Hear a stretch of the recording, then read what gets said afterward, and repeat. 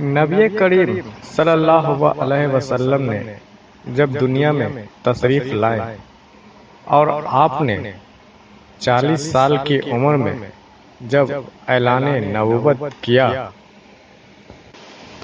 تو آپ دیکھیں گے حضور پاک صلی اللہ علیہ وسلم کو سچا نبی ثابت کرنے کے لیے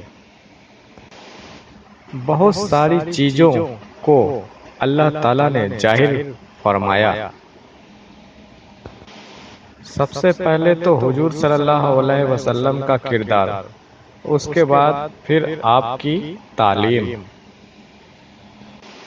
اور پھر تعلیم کے ساتھ ساتھ ان معجزات کا رونما ہونا جو انسان کے بس کی بات نہیں۔ پھر ہم دیکھتے ہیں کہ نبی کریم صلی اللہ علیہ وسلم نے بہت ساری چیزیں کر کے دکھائی۔ فار ایگزامپل، جیسے کہ آپ صلی اللہ علیہ وسلم جا رہے ہیں کہیں اور سامنے سے ابو جہل آ گیا اور اس نے کہا پکار کے کہ اے محمد صلی اللہ علیہ وسلم، اگر تم یہ بتا دو کہ میری مٹھی میں کیا ہے تو میں تم کو نبی مان لوں گا۔ تو آپ صلی اللہ علیہ وسلم نے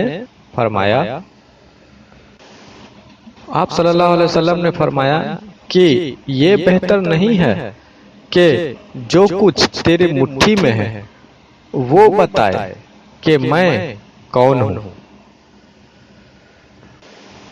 بہتر یہ نہیں ہے کہ جو کچھ تیری مٹھی میں ہے وہ بتائے کہ میں کون ہوں۔ اور پھر ہوا یہ کہ وہ جو ابو جہل کے مٹھی میں پتھر تھے وہ کلمہ پڑھنے لگے، لا الہ الا اللہ محمد الرسول اللہ۔ تو نبی پاک صلی اللہ علیہ وسلم نے پتھروں کو بھی کلمہ پڑھایا، لیکن ابو جہل نے پھر بھی ایمان نہیں لایا۔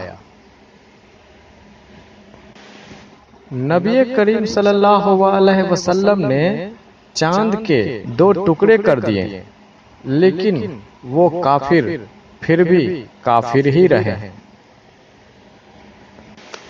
انسانی ذہن یہ سوچتا ہے کہ یہ سب کچھ کرنے کا کیا فائدہ ہے؟ کرنے کا فائدہ یہ ہے کہ جو مومن ہوں گے وہ آپ کے تعلیم کے ذریعے آپ سے جڑ جائیں گے اور اللہ کو مان لیں گے۔ جو منصف ہوں گے وہ آپ کو کردار کو دیکھتے ہوئے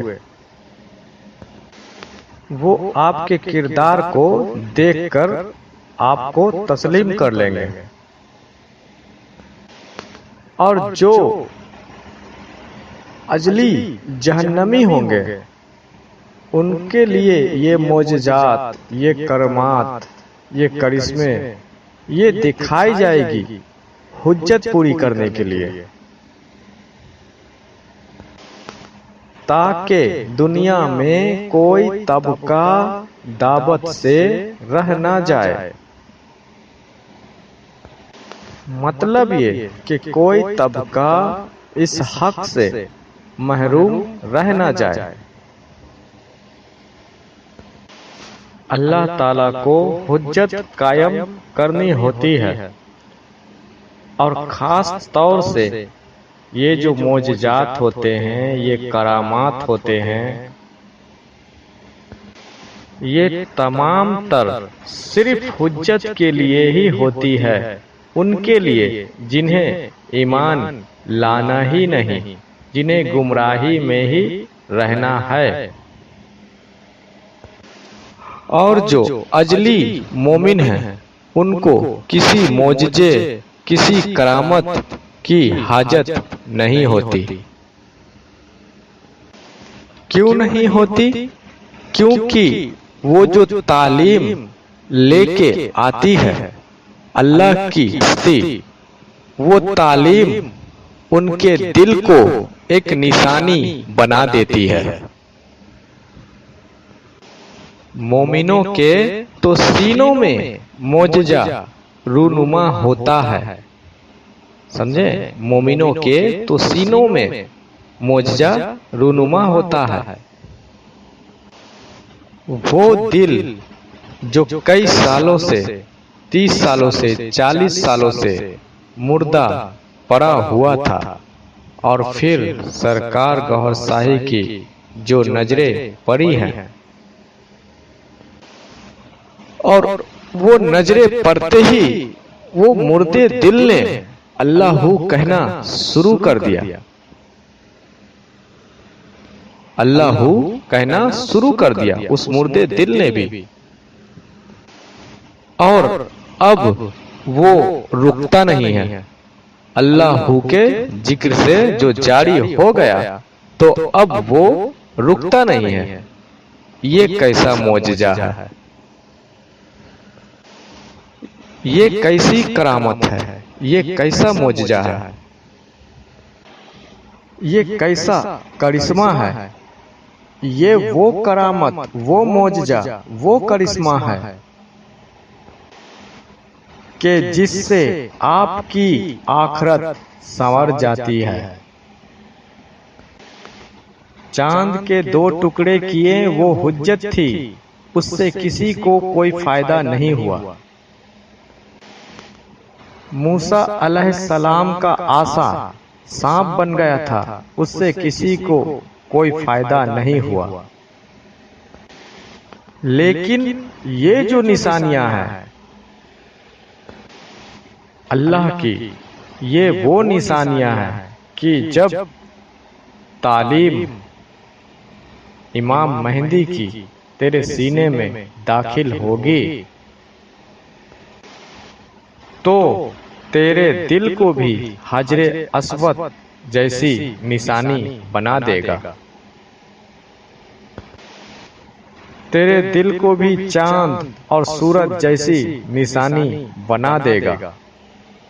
ये वो निशानी है। और आप देखें कुरान मजीद में अल्लाह तबारक व तआला ने इरशाद फरमाया, सनूरिहिम आयातिना, हम उनको दिखाएंगे अपनी निशानियां, फिल आफाकी, आसमानों में, वफी अनफुसकुम, और हम उनके अंदर भी अपनी निशानी दिखाएंगे। वो जो उनके अंदर निशानियां जाहिर होगी, वो निशानी कौन सी है? ये जो अंदर इंसान के निशानी जो जाहिर होगी, जो अल्लाह दिखाएगा, वो निशानी कौन सी है? अल्लाह तबारक व तआला तो कुरान मजीद में फरमाता है कि हम उनके अंदर भी निशानी दिखाएंगे, यानी कि इंसानों के बारे में इरशाद फरमा रहा है कि इंसानों के अंदर भी वो निशानी दिखाएगा। वो जो इंसानों के अंदर निशानी जाहिर होगा, जो दिखाएगा, वो निशानियां कौन सी निशानियां हैं? वो निशानियां यही निशानियां हैं कि तेरा मुर्दा कल्ब जिंदा हो गया, अब तेरे कल्ब पे अल्लाह का नाम लिखा है, और तेरे कल्ब में अल्लाह के इस्म, अल्लाह के नाम का जिक्र जारी हो गया। वो यही निशानियां हैं। और जिस इमाम मेहंदी को पूरी दुनिया ढूंढ रही है, किताबों में तलाश कर रही है, रिवायतों के में तलाश कर रही है, और इंतजार कर रही है, रिवायतें उठा उठा करके पढ़ रही है, और किताबों के जरिए ढूंढने की कोशिश कर रही है पूरी दुनिया, उन इमाम मेहंदी को तू चुपके से अपने दिल में देख लेता है। क्या ये निशानियां नहीं है रब की जानिब से? क्या ये करिश्मा नहीं है कि तू चांद पर तस्वीरें गौहर शाही की सुनकर सोया, तो चांद जमी पर आ गया, तेरे सामने आ गया। उसमें से फिर सरकार निकलकर तेरे सामने आकर बताते हैं कि मैं मेहंदी हूँ, मैं मेहंदी हूँ। ये अल्लाह की निशानियां हैं, और जो अल्लाह की निशानियों को झुटलाता है और मानता नहीं है, तो वो काफिर हो जाता है, काफिर हो जाता है। चांद पर तस्वीरें गौहर शाही का आना, लोग बहुत बातें बनाते हैं, बातें बनाते हैं कि कंप्यूटर द्वारा बनाई गई, रची गई ये छवि है, ये तस्वीर है, हकीकत नहीं है। और ये आज ही नहीं, आज के दौर की ही बात नहीं, हुजूर के दौर में भी ऐसे लोग थे जो इस तरह के बातें बनाते थे इनकार करने के लिए, झुटलाने के लिए। जब हुजूर ने चांद के 2 टुकड़े कर दिए, तो बजाय मानने के उन्होंने कहा कि ये जादू है। उस समय कंप्यूटर, ये टेक्नोलॉजी का दौर नहीं था।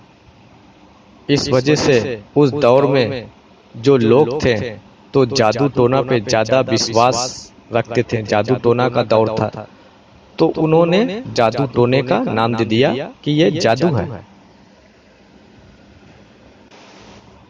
तो उस वक्त हुजूर सल्लल्लाहु अलैहि वसल्लम ने फरमाया कि चांद पर जादू काम नहीं करता।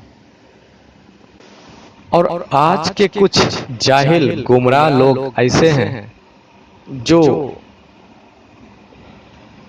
जादू तो नहीं कह सकते हैं, लेकिन क्या नाम देते हैं कि कंप्यूटर द्वारा रची गई, बनाई गई तस्वीरें हैं। इस तरह के जाहिल गुमराह आज के दौर के लोग हैं, क्योंकि आज का दौर जो है टेक्नोलॉजी का दौर है, कंप्यूटर का दौर है, तो कंप्यूटर का नाम दे देते हैं कि कंप्यूटर द्वारा रची गई, बनाई गई तस्वीरें हैं। लेकिन जिन्होंने खुली आंखों से देखा, बातें की वो चांद वाली तस्वीर से और खुली आंखों से देखा, तो क्या उन्हें भी झुटलाओगे? उसे भी तुम मानने से इनकार करोगे? फिर करनी ये हुई कि सरकार गौहर शाही जब तशरीफ लाए, तो एक दौर हुजूर का जमाना जो था, तो हुजूर के दौर में भी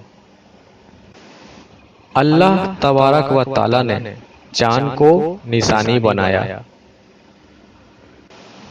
और जब ये दौर इमाम मेहंदी का दौर आया है, तो अल्लाह तबारक व ताला ने वो चांद वाली निशानी को और ज्यादा बेहतर बना दिया। अल्लाह तबारक व ताला ने इस दौर में भी वो चांद वाली निशानी को और ज्यादा बेहतर बना दिया। अब जब लोगों को बताते हैं कि सैयदना सरकार गौहर शाही की चांद पर तस्वीर है, नजर भी आ जाए, तो कहते हैं कि हाँ ठीक है, नजर आ रही है, लेकिन अकीदा कमजोर है। अकीदा कमजोर होने की वजह से, ईमान कमजोर होने की वजह से उसको क्या नाम दे देते हैं कि लेकिन ये कंप्यूटर द्वारा बनाई हुई है, कंप्यूटर द्वारा रची गई है, ये जादू है। ऐसे गुमराह और जाहिल लोग हैं आज के दौर में। ایمان کے کمزور، عقیدے کے کمزور لوگ ہیں جو حقیقت جاننے کے بعد بھی، دیکھنے کے بعد بھی عقیدہ ایمان کمزور ہی ہے۔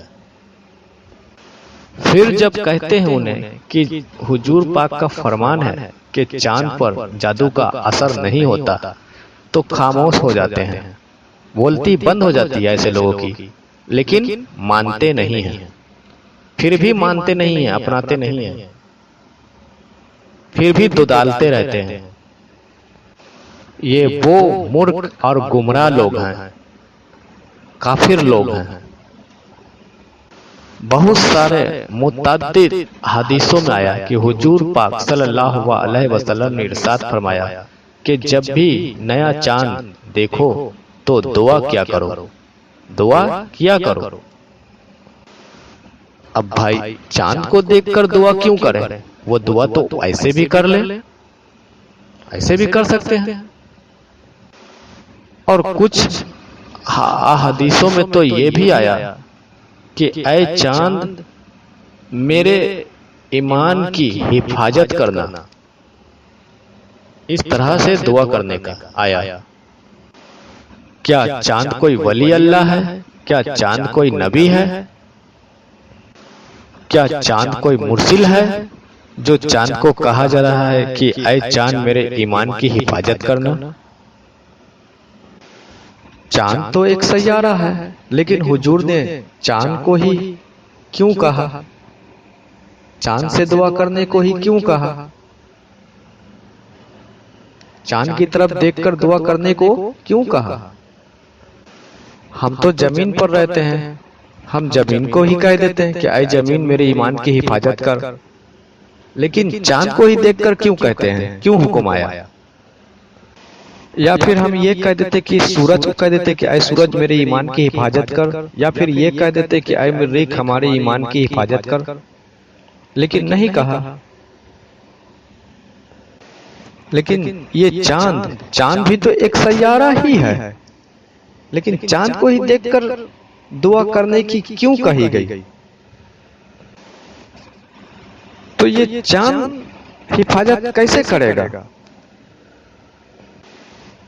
اصل بات دراصل چاند کی نہیں، چاند پر جو تصویر ہے، تصویر مہندی کی ہے۔ دراصل بات اصل یہ ہے، سمجھے؟ اس ذات نے حفاظت کرنی ہے تمہاری، جو چاند پر جس ذات کی تصویر ہے، اس ذات نے حفاظت کرنی ہے ہماری تمہاری۔